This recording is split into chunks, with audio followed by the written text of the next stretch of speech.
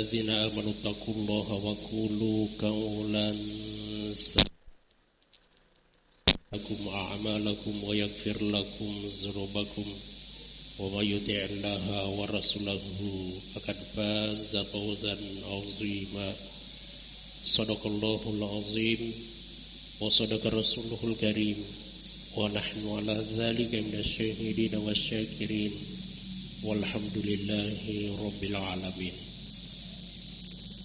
Alhamdulillah, kita memuji kepada Allah Subhanahu wa taala atas segala limpahan rahmat dan kasih sayang yang telah diberikan kepada kita semua.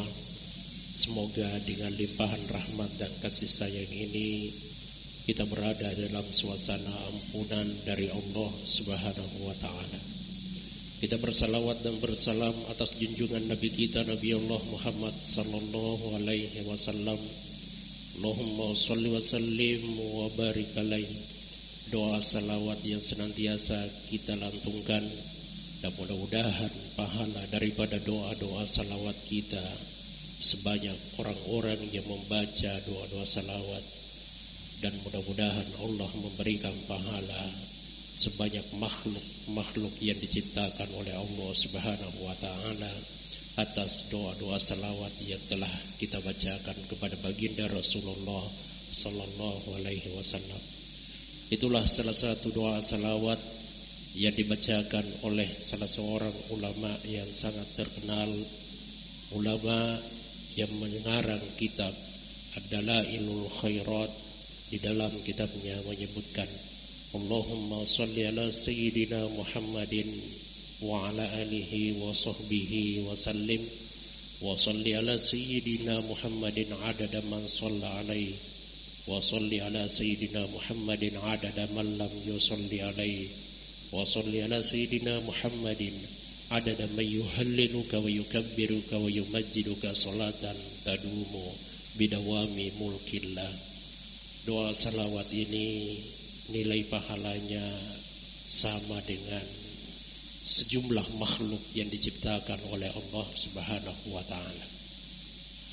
Jemaah pengajian yang dirahmati oleh Allah, pada pengajian kita kali ini insyaallah kembali kita akan melanjutkan pembahasan beberapa doa yang tertuang di dalam surah Asy-Syu'ara. Pada pengajian sebelumnya sempat kita menyampaikan salah satu rentetan doa yang dibaca oleh Nabi Ibrahim alaihi salam. Rabbi habli hukman wa alhiqni bis-shalihin. Asy-Syu'ara ayat 83. Saya sudah menyebutkan bahwa doa ini adalah doanya Nabi Ibrahim sampai beliau diberikan oleh Allah keistimewaan yang saya maksudkan adalah diberikan pemahaman ilmu, lalu kemudian diberikan kenabian. Bahkan keistimewaan pada doa pertama ini adalah wa alhiqni bis-shalihin, bahwa Nabi Ibrahim melahirkan dua keturunan dari garisnya Nabi Ibrahim, Nabi Ishak dan Nabi Ismail. Nabi Ishak menurunkan para nabi-nabi, mulai daripada nabi yang mengembangkan, yang diberikan agama Yahudi, lalu kemudian sampai Nasrani, Nabi Isa alaihi salam. Lalu kemudian dari garisnya Nabi Ibrahim ke Ismail melahirkan Nabiullah Muhammad sallallahu alaihi wasallam yang membawa agama Islam. Maka Nabi Ibrahim ini adalah pusat pertemuan dari tiga agama besar yang pernah diturunkan oleh Allah Subhanahu wa taala, agama Yahudi, agama Nasrani, lalu kemudian agama Islam. Nah, Inilah keistimewaan dari doanya Nabi Ibrahim alaihi salam. Dan saya kira ini sudah kita jelaskan. Selanjutnya pada ayat berikutnya Nabi Ibrahim memohon kepada Allah, waj'alli lisana sidqin fil akhirin. Jadikanlah bagi saya ya Allah lisana sidqin, buah bibir betuana panca jika ibuan tulu irampe-rampe aku tahu, tulu ijarita aku tahu, nayakia sidqin dalam hal kebaikan, kebenaran, bil akhirin pada kaum-kaum atau pada umat-umat yang akan datang. Dalam tafsir Al-Qurtubi, Imam Al-Qurtubi menyebutkan penafsiran daripada ayat ini, ij'alli dzikran jamilan. Jadikanlah saya ini ya Allah zikran jamila, orang-orang yang senantiasa disebutkan kebaikan-kebaikannya, keindahan-keindahannya. Ba'di, setelah aku mati ya Allah, ada orang yang ketika masa hidupnya selalu melakukan kebaikan-kebaikan, lalu kemudian setelah dia wafat, maka kebaikan-kebaikannya itu selalu dibicarakan. Di paja-pajan na irampi di cingenah nasaba alina wadingi jaji tulu masih dekengi pagangkan na tulu irampi wi adi cingenah wadingi jaji nasaba di cingenah memberikan ilmu-ilmu yang bermanfaat, ilmu-ilmu yang baik. Lalu kemudian pada akhirnya kebaikan-kebaikannya itu selalu disebutkan dan dibicarakan oleh orang lain. Wadinge jaji nasaba sifat-sifatna ada-adanna, sifatnya, kata-katanya yang baik, pada akhirnya sifat-sifat dan kata-katanya yang baik itu selalu dibicarakan, bahkan dia menjadi referensi bagi orang. Banyak orang tua kita terdahulu pada saat ketika dia hidup selalu menyampaikan hal-hal yang baik.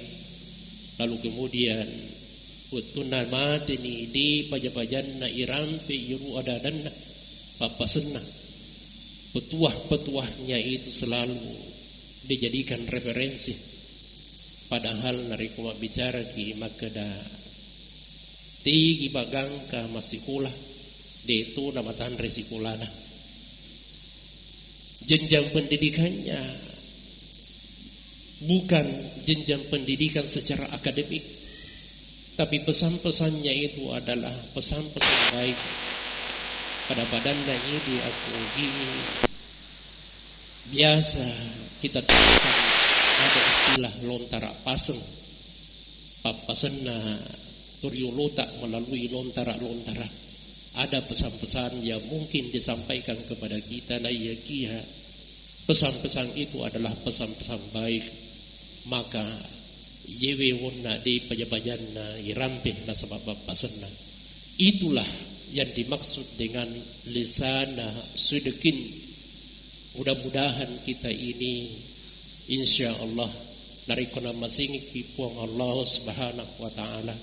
Mudah-mudahan setelah kita nanti generasi-generasi kita akan senantiasa menyebutkan kebaikan-kebaikan kita di paja-pajanna narampi ada cengit tatawe.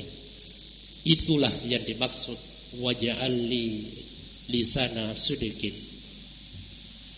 Lalu kemudian dalam penafsiran lain disebutkan bahwa yang dimaksud dengan lisana sidqin at-thana'ul husni bainan nas, pemuliaan dengan kata-kata yang baik bainan nas, di antara manusia. Ritungka-tungka bicara witawi dan rampe wi asetta, maka yang selalu disebutkan adalah kebaikan-kebaikan kita.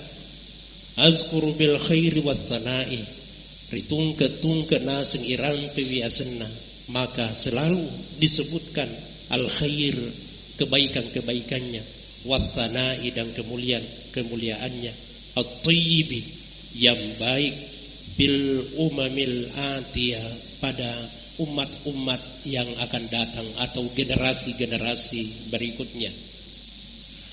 Maka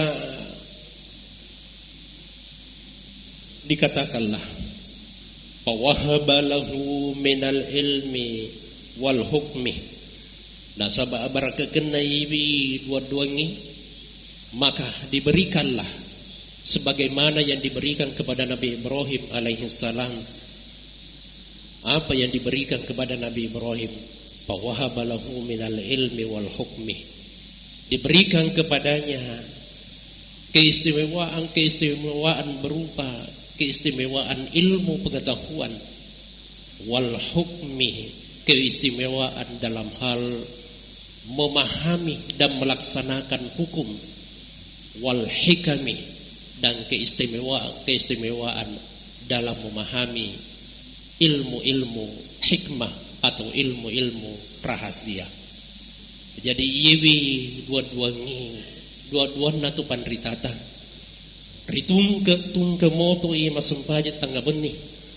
Yewi ayae rapan janjiwi bacaan imon rinna surah Fatihana pada saat ketika melaksanakan sholat tahajud. Ketika melaksanakan sholat tahajud, dijadikanlah ayat ini sebagai bacaan setelah surah Al-Fatihah, dengan harapan supaya memuarai puang Allah Ta'ala napak dupangi betul-betuan na yiwi buat wangi. Yang pertama diberikan keistimewaan ilmu, keistimewaan tentang ilmu, tentang hukum dan melaksanakan hukum itu. Nah, sebab maiga tu tahu nesing ya sing hukum, tapi tidak bisa melaksanakan hukum dengan baik. Ada orang yang memahami ilmu-ilmu tentang hukum, tapi sesungguhnya pemahamannya tentang ilmu hukum itu dijadikan sebagai ilmu untuk melanggar hukum. Tak gurui ya sing ilmu hukum, na yakia akata naga, supaya dia bisa terbebas dari hukum itu. Tapi tidak seperti itu yang dimaksudkan. Belajar tentang hukum, lalu kemudian bagaimana melaksanakan hukum itu dengan baik, itulah yang dimaksud dalam doa ini, lisana sudikin. Nah, sebab makukui yeru malak de makasulan adalah ketika dia bisa memahami hukum, bahkan dia bisa membuat hukum, tapi ternyata dialah yang melanggar hukum itu, atau dia membuat hukum supaya dia bisa memiliki ruang gerak untuk melanggar hukum itu. Itu yang terjadi. Maka inilah yang dimaksud di dalam doa lisana sudikin. Mudah-mudahan kita memahami hukum itu, lalu kemudian kitalah yang melaksanakan hukum itu dengan baik. Lalu kemudian selanjutnya kita juga diberikan ilmu-ilmu rahasia, ilmu-ilmu hikmah, ilmu-ilmu yang tersirat. Ada ilmu yang sifatnya fakta, ada ilmu yang sifatnya karena ada bukti-bukti yang mungkin bisa menggiring kita kepada sebuah konklusi pemahaman. Tapi ada ilmu yang sifatnya tidak ada faktanya, tapi sesungguhnya dia itu adalah sesuatu yang benar. Itulah ilmu rahasia. Maka kita bisa melihat bagaimana perjalanannya Nabi Musa alaihissalam bersama dengan Nabi Khidir alaihissalam. Ketika Nabi Musa alaihissalam berhasrat untuk ikut bersama dengan Nabi Khidir, maka ketika itu Nabi Khidir mengatakan, bisa kamu ikut dengan saya dengan catatan kamu hanya saya berikan 3 kali kesempatan untuk bertanya. Ikatelu monasim makutana, maka narik ko naliwan ni nadapi ni ikatulwi, maka kita akan berpisah. Maka dalam kisahnya Nabi Khidir alaihi salam menenggelamkan perahu. Maka dewi pangulutan Nabiullah Musa alaihi salam, wahai Nabi Khidir, Khidir, kenapa engkau membocorkan perahu itu?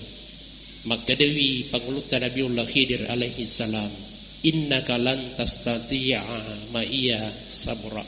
Sesungguhnya kamu tidak mampu bersabar, tidak bisa bersabar ketika bersama dengan saya. Maka peristiwa kedua, kasus yang kedua, Nabi Khidir menurunkan salah satu dinding dari salah satu rumah. Makutana si pangulutan Nabiullah Musa alaihi salam, kenapa kamu merusak rumah itu? Magimu pano inasipat dinrin na mulai. Maka ketika itu Nabi Khidir alaihi salam kembali mengatakan, innaka lan tastati'a ma'iya sabra. Kamu tidak bisa bersabar bersama dengan saya. Lalu kemudian ketika Nabi Khidir membunuh anak-anak kecil, lalu kemudian kembali lagi bertanya, magi muna nasi yirogage, mapibali si pangulutan Nabiullah Khidir alaihi salam, innaka lan tastati'a ma'iya sabra. Dari kisah ini sesungguhnya mencerminkan dua sisi ilmu pengetahuan. Dalam satu sisi itu adalah ilmu zahir, yang dipertanyakan oleh Nabi Musa itu adalah ilmu zahir. Lalu kemudian yang menjadi jawaban daripada Nabi Khidir itulah ilmu hikmah, ilmu rahasia, ilmu batin, ilmu rahasia. Maka ilmu yang sifatnya zahir diperhadapkan dengan ilmu yang sifatnya hikmah, yang sifatnya asrar oleh Nabi Khidir. Maka disinilah ada dua corak ilmu pengetahuan. Maka salah satu jalan ketika kita berdoa kepada Allah untuk mendapatkan ilmu asrar, ilmu rahasia itu adalah tertuang di dalam doanya Nabi Ibrahim alaihi salam, yakni waj'al li lisana sidqin, ya. Lalu kemudian disebutkanlah di situ wahaba li Ibrahim, lalu kemudian wahaba lahu minal ilmi wal hukmi wal hikam, maka diberikanlah kepada Nabi Ibrahim ilmu tentang hukum, ilmu tentang bagaimana melaksanakan hukum, dan ilmu tentang rahasia. Lalu kemudian ketika Nabi Ibrahim diberikan itu atas dasar doanya ini, maka inilah yang menjadikan min afdalil mursalina wa alhaqahu bi ikhwanihil mursalin. Maka inilah yang menyebabkan sampai Nabi Ibrahim itu termasuk nabi yang dimuliakan oleh Allah Subhanahu wa taala. Betapa dimuliakannya Nabi Ibrahim sampai-sampai di dalam Al-Qur'an disebutkan beberapa ayat-ayat yang memberikan pesan kepada kita bahwa Nabi Ibrahim itu adalah nabi yang dimuliakan. Yang pertama, ketika Allah Subhanahu wa taala menyebutkan salamun ala Ibrahim, keselamatan atas Nabi Ibrahim, itu dimuliakan oleh Allah. Lalu kemudian ayat yang kedua yang memberikan indikator bahwa Nabi Ibrahim itu adalah nabi yang juga dimuliakan oleh Allah, dengan adanya ayat yang menyebutkan bahwa Nabi Ibrahim itu adalah uswatun hasanah. Laqad kana lakum fi Ibrahim uswatun hasanah. Nabiullah Muhammad sallallahu alaihi wasallam sebagai uswatun hasanah, maka Nabi Ibrahim juga disebutkan sebagai uswatun hasanah, suri tauladan yang baik, bahwa pada diri Nabi Ibrahim itu juga terdapat suri tauladan yang baik. Makanya ada banyak peribadatan yang peribadatan itu dinukilkan atau syariat yang ditinggalkan oleh Nabi Ibrahim. Misalnya ibadah kurban, ibadah haji, itu adalah ibadah-ibadah yang dilakukan oleh Nabi Ibrahim alaihi salam. Ibadah kurban, ibadah haji. Nah, lalu kemudian bentuk pemuliaan selanjutnya pada saat ketika kita melaksanakan sholat, kita bersalawat kepada baginda Rasulullah sallallahu alaihi wasallam. Lalu kemudian di belakang doa-doa salawat itu kita mengatakan, kama shallaita ala sayyidina Ibrahim wa ala ali Ibrahim, sebagaimana engkau telah bersalawat kepada sayyidina Ibrahim, kepada junjungan kami Nabi Ibrahim, wa ala ali sayyidina Ibrahim, dan kepada seluruh keturunan junjungan kami Ibrahim alaihi salam. Maka inilah kemuliaan yang diberikan oleh Allah Subhanahu wa taala kepada Nabi Ibrahim. Di paja-pajanna irampe pangulutan Nabiullah Ibrahim alaihi salam 5 kali kita melaksanakan salat wajib, maka di saat itulah kita kembali menyebutkan namanya dan kita berharap dengan keberkahan doa ini jatuhna pada pangulutan Nabiullah Ibrahim. Tapi cukuplah pada generasi-generasi selanjutnya orang mengingat kita, orang menyebutkan nama kita, orang menjadikan kita sebagai referensi pada saat mereka melakukan kebaikan-kebaikan. Narikuma bicara di pajak-pajak narampe, tuluidi narampe. Tentu orang-orang yang seperti itu bukan orang sembarang, tapi orang yang memiliki as-sidqa, memiliki kebenaran-kebenaran dan kebaikan-kebaikan. Maka Rasulullah berpesan, alaikum bis-sidqi fa inna as-sidqa yahdi ilal bir wa innal birra yahdi ilal jannah. Hendaklah kalian melakukan kebenaran, hendaklah kalian melakukan kejujuran, karena as-sidq itu bermakna benar, juga bisa bermakna kejujuran. Wa inna as-sidqa yahdi ilal bir, karena sesungguhnya kebenaran dan kejujuran itu mengarah kepada kebaikan. Wa innal birra yahdi ilal jannah, dan sesungguhnya kebaikan-kebaikan itu mengarah kepada surga. Wa iyyakum wal kazibah, dan hendaklah kalian menghindari dusta. Fa innal kazibah, karena sesungguhnya dusta itu yahdi ilal fujur, menggiring kita kepada perbuatan-perbuatan dosa, perbuatan-perbuatan yang tidak baik. Wa innal fujura yahdi ilan nar, karena sesungguhnya perbuatan tidak baik itu menggiring kita kepada neraka. Maka pesan ini disampaikan oleh baginda Rasulullah sallallahu alaihi wasallam. Mudah-mudahan kita berada dalam suasana as-sidq itu, selalu melakukan kebaikan-kebaikan dan melakukan kejujuran-kejujuran itu. Olehnya itu, dalam kitab Al-Mau'izatul Mu'minin disebutkan beberapa tingkatan-tingkatan tentang kebenaran dan kejujuran itu. Al-ula, yang pertama, as-sidqul lisan, benar pada lidahnya, jujur pada lidahnya, benar pada lidahnya. Wa haqqa kulli 'abdin ay yahfada alfazahu fala yatakallam illa bis-sidqi.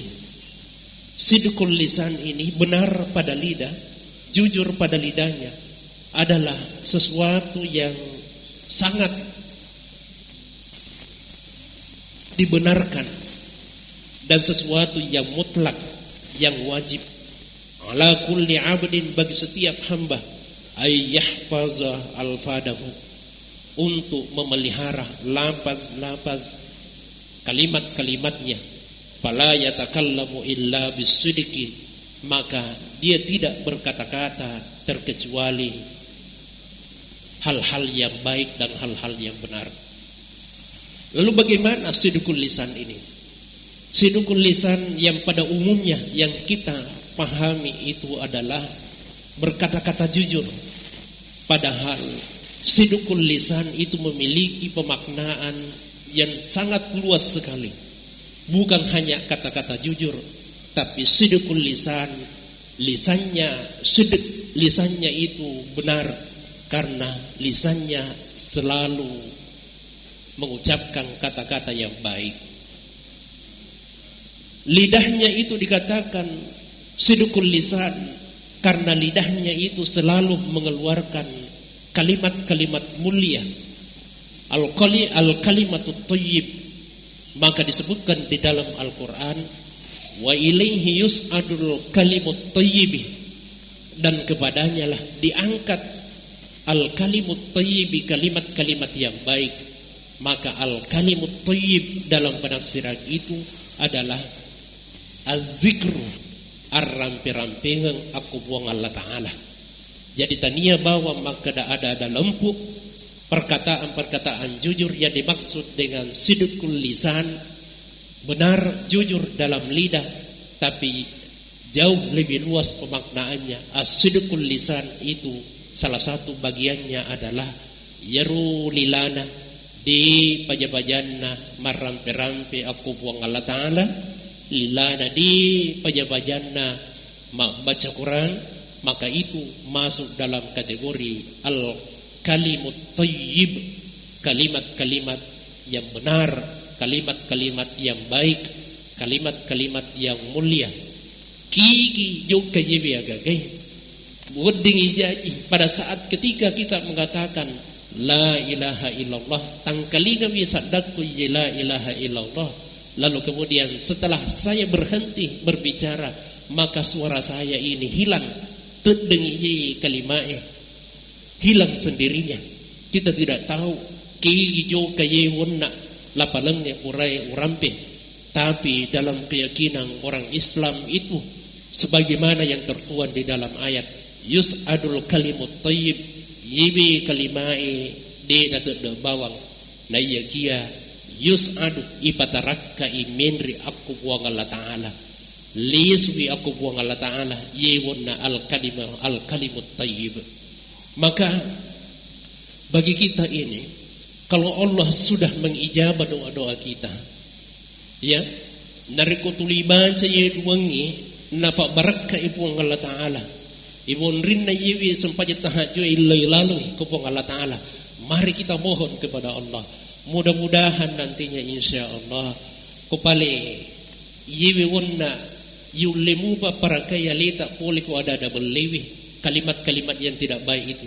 Mudah-mudahan Allah memberikan hal yang lebih baik lagi kepada kita, bahwa di samping lidah ini sebagai lidah yang sangat jujur, kita juga memiliki lidah yang sangat senang sekali membaca kalimat-kalimat thayyib itu, kalimat-kalimat mulia itu. Astagfirullahalazim, Allahumma salli ala sayyidina Muhammad, la ilaha illallah, subhanallah, walhamdulillah, wa la ilaha illallah, wallahu akbar. Koyene na puji lillahi, insyaallah mabarakai. Ya, jadi inilah maksudnya doa waj'alli lisana sidqin, di nakapau yaru lillahi, di nakapau na yakia tulu ia miru makke gunai napau. Kode nama bicara lempuk, mak bicara tunggang, maka dia akan gunakan lidahnya membaca Al-Quran.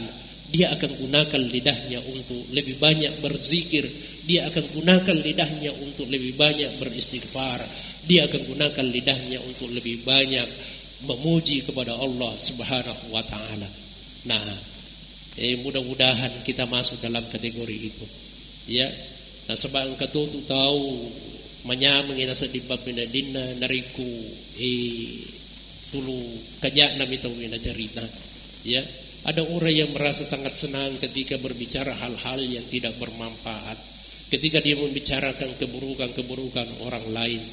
Ya, bangsa najiwi sifat-sifatnya di samping kita berusaha untuk menghindari, maka ada baiknya kita harus lebih banyak memohon kepada Allah, waj'al li lisana sidqin. Ya, kita memohon kepada Allah, waj'al li lisana sidqin.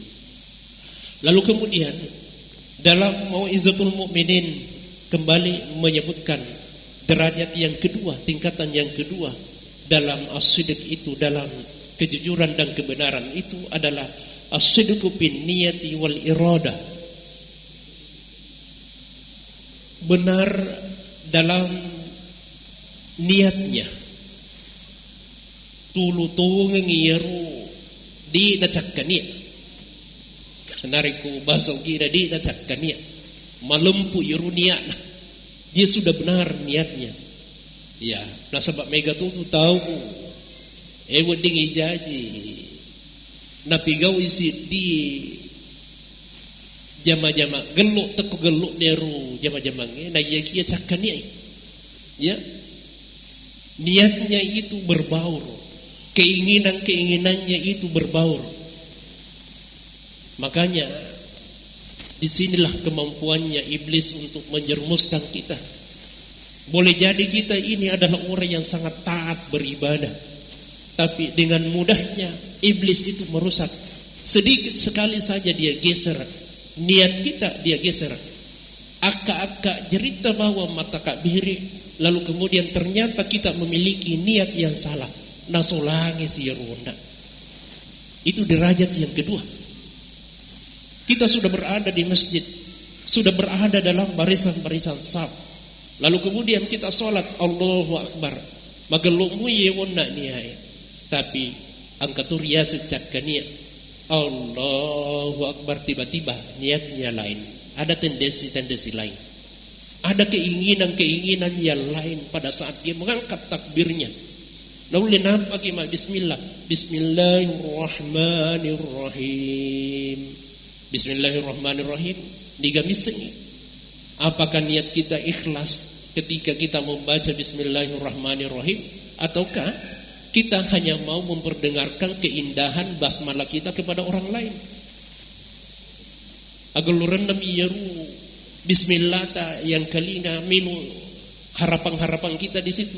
Saya membawakan pengajian di sini belum tentu misalnya saya mengatakan membaca dan membacakan penafsiran yang ada dalam doa-doa ini belum tentu maka dah ikhlas. Weding jaji bunga-bunga na ikhlas, tapi boleh jadi nantinya syaitan tiba-tiba membisikkan di dalam hati saya sesuatu yang bisa merusak keikhlasan saya. Maka ini adalah derajat yang kedua. Hati-hati, ya. Weding maka hati-hati.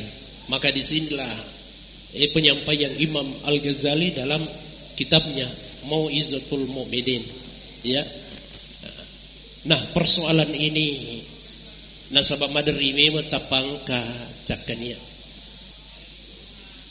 Maka pada cengi dua-dua berdoa kepada Allah. Tentu maka dah jaga dua-duana upalesu paimu.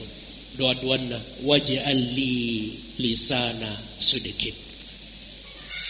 Seperti dalam ayat Asy-Syu'ara. Rentetan daripada doa itu. Nah,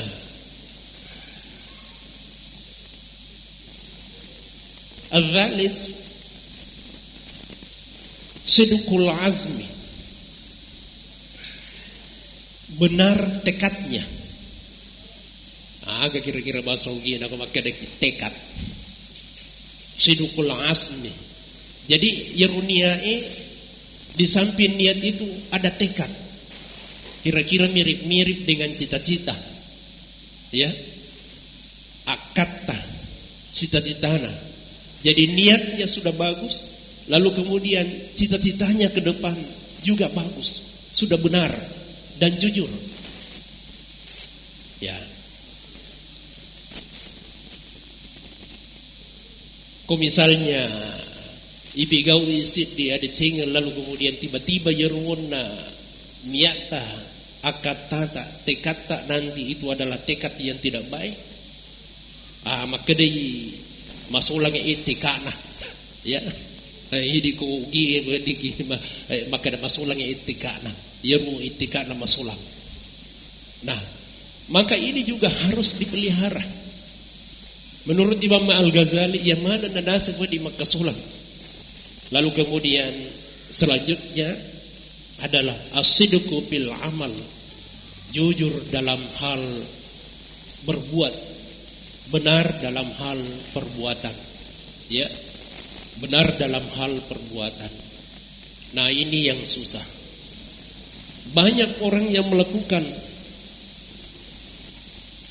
perbuatan, lalu kemudian yang dijadikan standar atas kebenaran itu adalah akalnya. Akalnya bawang. Padahal resesena idu umat selengi pada saat ketika kita melakukan kebaikan, di samping akal itu ada sumber dasar-dasar tentang standarisasi kebenaran adalah Al-Quran dan hadis. Ibon rinne yaru akurangnya sebuah hadis ini napoi ipakiguna akalangi. Baru kita menggunakan akal kita untuk menjadi standar. Nah, yakia banyak orang yang mendahulukan, memprioritaskan akalnya daripada Al-Quran dan hadis. Bahkan sekarang ini dalam pendekatan-pendekatan yang dilakukan oleh para ulama-ulama sepertinya mendahulukan pendekatan akal, pendekatan rasio daripada pendekatan nas. Ya, pendekatan dalil-dalil nas dari Al-Quran dan hadis. Ya, karena yang digunakan melihat dari aspek manfaat, maslahah dan madorahnya, melihat dari aspek kemampatan dan kemudaratannya. Unasing makiguna ni aku pada badan rupa tahu makoni makiguna ni makoi iya na tunasing padahal di nama pakru at keluran na ayat tidak seperti itu yang diinginkan oleh ayat, tidak seperti itu yang diinginkan oleh Al-Quran. Tapi kadang-kadang dalam memutuskan sesuatu, orang lebih cenderung melihat dari aspek pendekatan rasio, pendekatan akalnya. Jadi makukui makumodeli ya. Bahkan kalau kita mendengarkan pengajian-pengajian dan ceramah-ceramah, umumnya seperti itu modelnya. Padahal Al-Imam Al-Ghazali rahimahullah, Imam Asy-Syafi'i rahimahullah, Imam Syafi'i rahimahullah. Imam Syafi'i mengatakan bahwa kalau kamu ingin memutuskan sesuatu, maka yang pertama yang harus kamu lihat adalah Al-Quran. Kalau kamu ingin menjelaskan apa keinginannya Al-Quran, maka jelaskanlah Al-Quran dengan Al-Quran.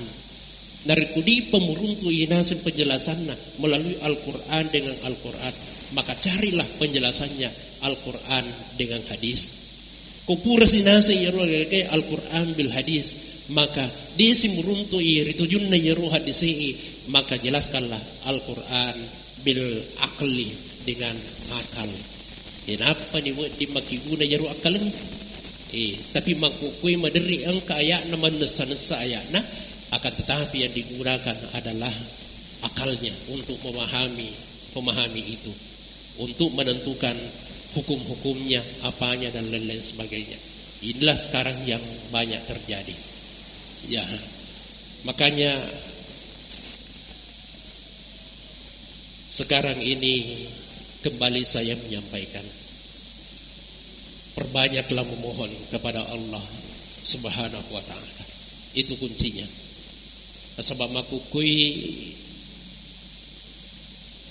zaman sekarang ini tuntutannya sangat berbeda dengan fase-fase di mana ulama-ulama kita terdahulu ketika mereka itu hidup.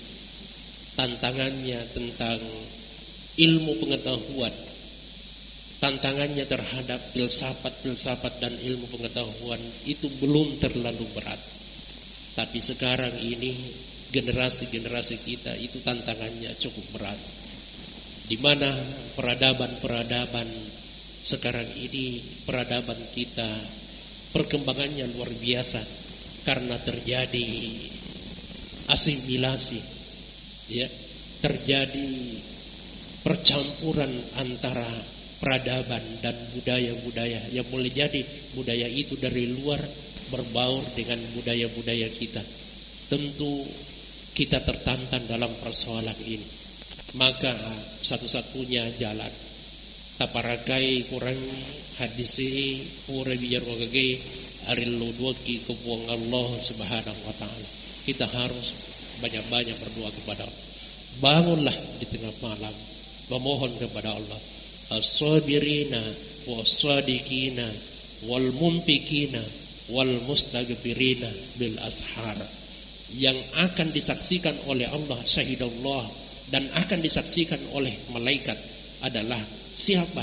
As-sabirina, orang-orang yang sabar, was-sadiqina, orang-orang yang benar, orang-orang yang jujur, wal mumpikina, orang-orang yang menafkahkan hartanya, wal mustaghfirina, dan orang-orang yang senantiasa terbangun di waktu malam, di tengah malam, bil ashar, pada waktu-waktu sahur. Orang ini diampuni dosa-dosanya oleh Allah, diampuni dosa-dosanya oleh Allah, dan disaksikan oleh Allah bersama dengan malaikatnya. Syahidallahu annahu la ilaha illa wal malaika wal ilmi qaiman bil qisti la ilaha illa wal azizul hakim. Itu rentetan-rentetannya. Baik, mari kita sama-sama berdoa kepada Allah. Mudah-mudahan melalui pengajian kita ini, silakan setelah kita kembali ke rumah, buka kembali Al-Quran, Asy-Syu'ara 83 dan seterusnya. Tapang kiwi marilong dua beritujun dan sempajata. Amin. Bismillahirrahmanirrahim. Alhamdulillahirabbil alamin. Allahumma shalli ala sayyidina Muhammad wa ala alihi wasallim. Allahumma inna na'udzubika min syarri ma 'amilna min syarri ma lam na'mal. Allahumma inna na'udzubika min ilmin la yanfa' wa min qalbin la yakhsha wa min nafsin la tashba wa min du'ain la yustajab laha. Rabbana atina fid dunya hasanah wa fil akhirati hasanah wa qina adzabannar. Sallallahu ala sayyidina Muhammadin nabiyil ummi wa ala alihi wasallam. Walhamdulillahi rabbil alamin. Al-Fatihah.